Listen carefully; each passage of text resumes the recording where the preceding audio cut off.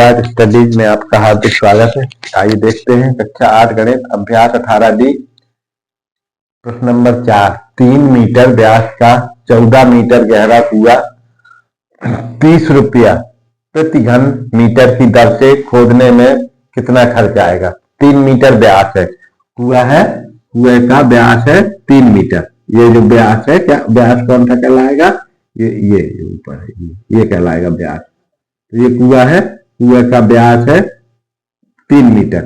ये वाला पूरा कहलाएगा यहां से यहां तक की जो लंबाई है 3 मीटर इसकी, और गहरा कितना है 14 मीटर। तो ये वाली गहराई हो जाएगी इसकी 14 मीटर, ये वाला।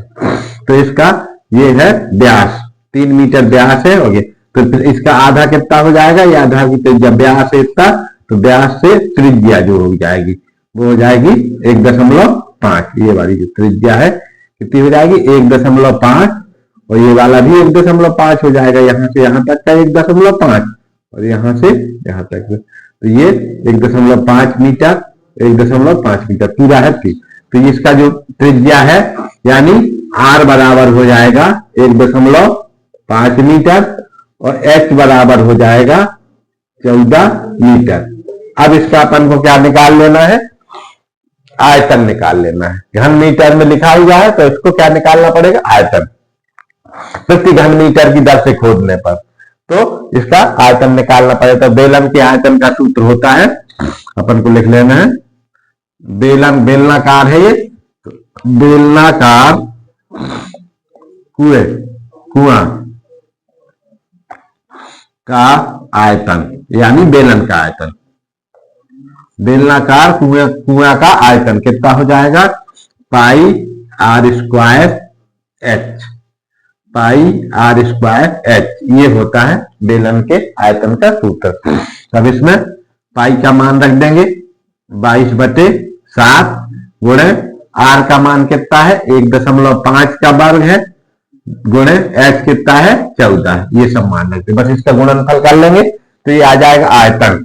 फिर प्रति घन मीटर की दर से तो उसमें 30 का गुणा कर देंगे। अभी इसको कर लेते हैं 22.7 गुणे 1.5 गुणे 1.5 गुणे 14, ये आ जाएगा इतने घन मीटर। ये काहे में आएगा, घन मीटर में, घन इकाई, ये जो भी होगा तो घन इकाई आएगा।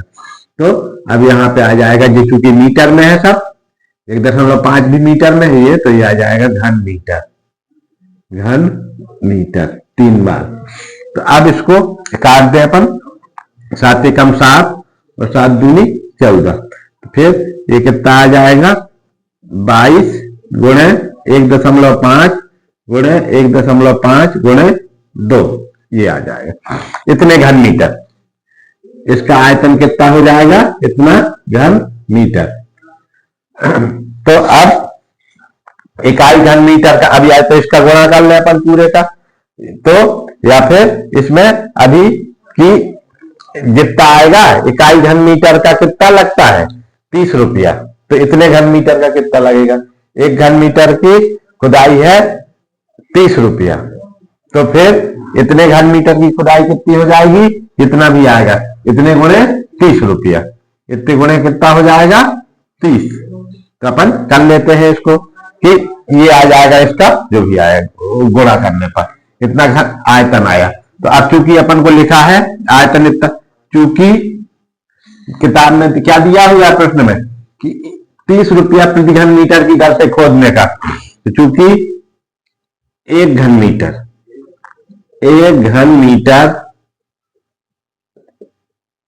खोदने का खर्च बराबर 30 रुपये। 1 घन मीटर खोदने का खर्च कितना है 30 रुपए।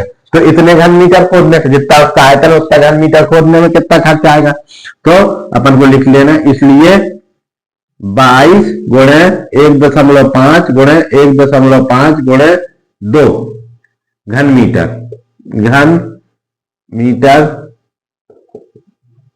खोदने में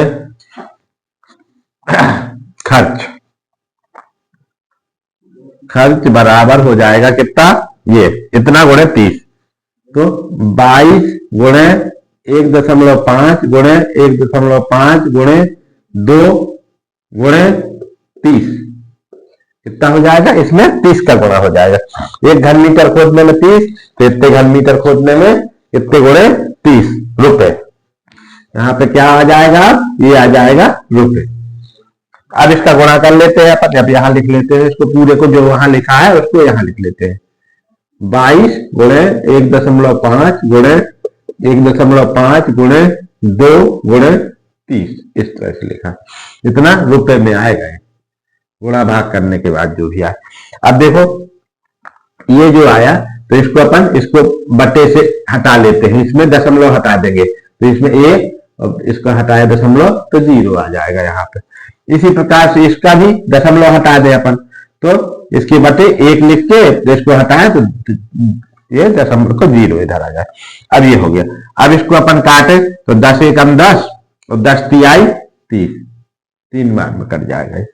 ठीक है, अब इसको काटे ये वाले को, 15 एकम 15, 15 हो गया, और 15 से काट, इसको काटे 5 से काट दे, 5 तिहाई 15, 5 तिहाई 15 और 5 दूनी 10, तो फिर 2 से इसको काट दे, 2 एकम 2 और 2 एकम 2। अब ऊपर कितना बचा? ये इतना कितना हो जाएगा? देखो अब इसको 22 गुणे 15, अब ये 15 हो गया, गुणे 3 और गुणे 3 इस तरह से 10 तिहाई 30 से हो गया ये 15, और फिर इसको काट दिया अपन ने, 5 तिहाई 15, 5 दूनी 10, तो 2 भी कट जाएगा। अब इतना आ गया। अब इसका सबका गुणा कर देंगे तो जितना आएगा उतना रुपए आ जाएगा। कितना हो जाएगा? अब इसको गुणा करेगा अपन, 22 का गुणा इसमें करें, फिर उसमें 9 का गुणा कर देंगे, 15 दूनी 30, 15 दूनी 30 और 15 दूनी 30 और 3 33, 330 आ गया, गुणे 3 तिरका 9 और फिर रुपए हो जाएंगे। तो इधर कर दे गुणा, तो बराबर कितना हो जाएगा? 9 0 0, 9 तिया 27, 9 तिया 27 की 7 हासिल आएगी 2, 9 ती 27 28 29, तो इतने रुपए आ जाएगा। कितना खर्च आएगा? इतना रुपए खर्च आएगा, 2970 रुपए खर्च आएगा। यानी कि कुआं खोदने में, अब इसमें इस तरह लिख सकते हैं अपन इसको कि ये जो कुआं खोदने 3 मीटर व्यास का 14 मीटर गहरा कुआं खोदने पर इतना रुपया खर्च आएगा। तो ये इसका हो जाएगा उत्तर।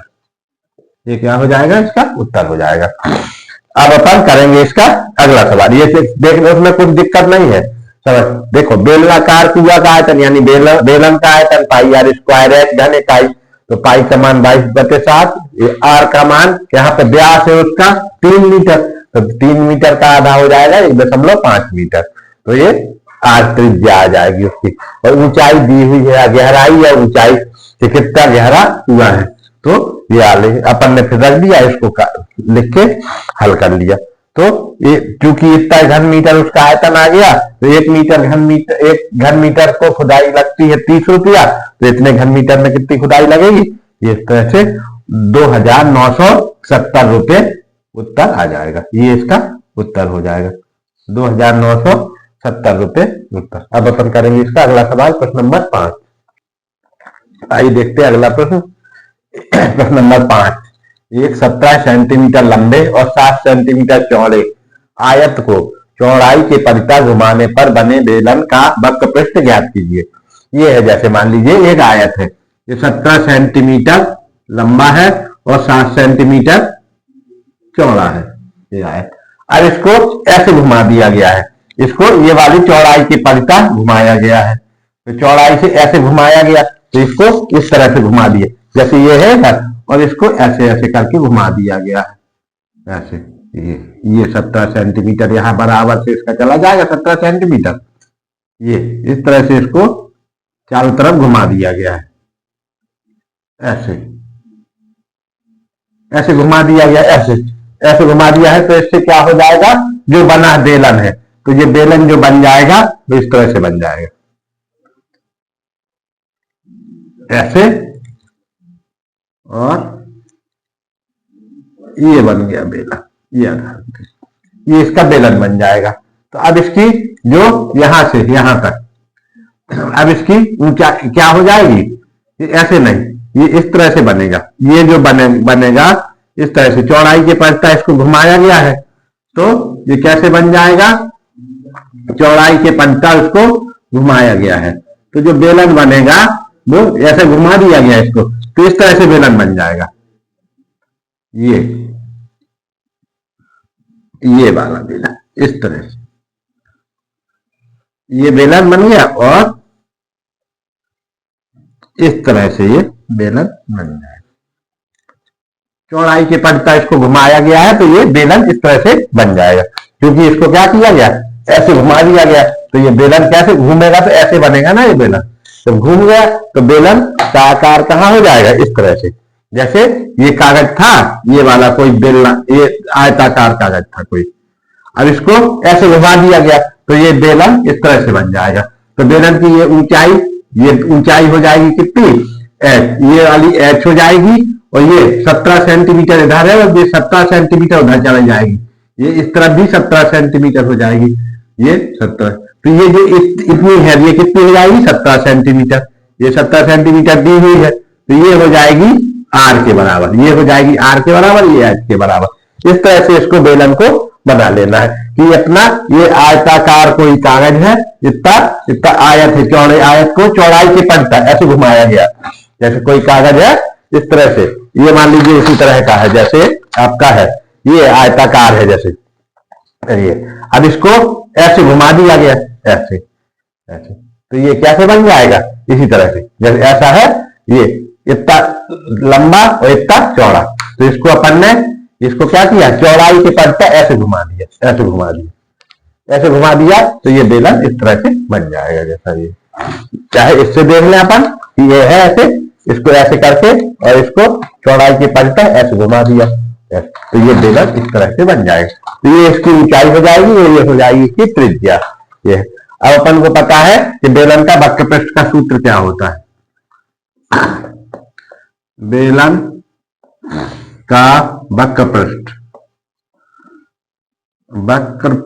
बराबर कितना होता है, बेलन का वक्रपृष्ठ पाई आर स्क्वायर एच, ये क्या होता है, इसका वक्रपृष्ठ होता है, क्या हो जाता है, पाई आर स्क्वायर एच, ये वाला इसका क्या हो, टू वक्रपृष्ठ हो जाए 2 पाई, ये तो हो गया आयतन, 2 पाई आर एच ये होता है, वो क्या होता है, अभी अपन ने सूत्र लिख दिया था काय का, आयतन का, और जबकि बेलन का वक्रपृष्ठ क्या होता है, 2 पाई आर एच, अभी चूंकि पहले वाला सवाल आयतन का लगाया था तो वही याद रहा, इसलिए अपन ने, अब लेकिन ये बेलन का वक्रपृष्ठ बराबर 2 पाई आर एच, 2 पाई आर एच, जहां आर क्या है, जहां पर यहां लिख सकते हैं अपन, जहां आर आधार की त्रिज्या, बेलन के आधार की त्रिज्या आर, और एच क्या है,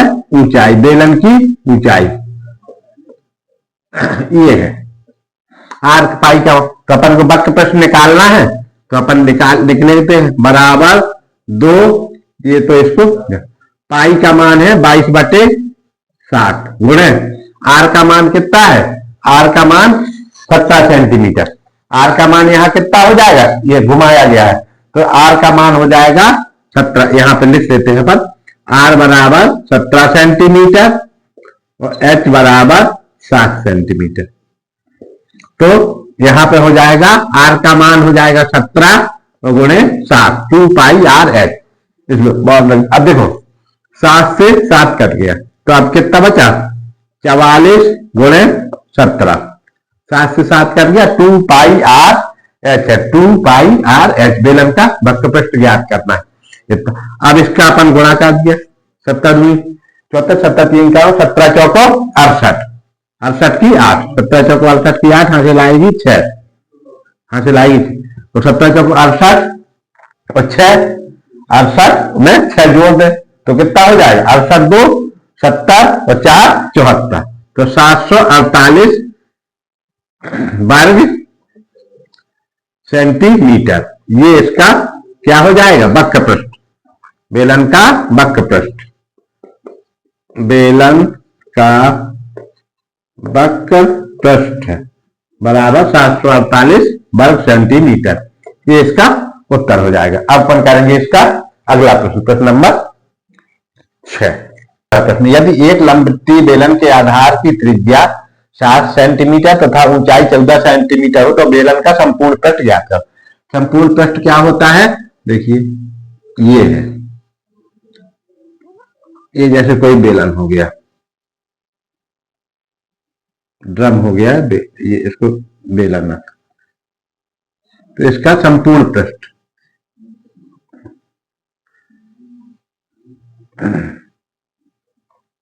तो इसका संपूर्ण पृष्ठ क्या होता है, संपूर्ण पृष्ठ का सूत्र, ये पूरा इसका, ये दोनों ऊपर के ये जो वृत्त है इनका क्षेत्रफल और इसका क्षेत्रफल दोनों का मिला के कहलाएगा क्या कहलाएगा इसका, यानी बेलन का संपूर्ण पृष्ठ कहलाएगा बेलन का वक्र पृष्ठ और दोनों समतल पृष्ठों का क्षेत्रफल, दोनों समतल पृष्ठों का क्षेत्रफल, जो इधर से ऊपर के ये वाले जो समतल पृष्ठ है इसका क्षेत्रफल और बेलन का वक्र पृष्ठ, तो बेलन का वक्र पृष्ठ धन दोनों समतल पृष्ठों का क्षेत्रफल, ये कहलाता है बेलन का संपूर्ण पृष्ठ।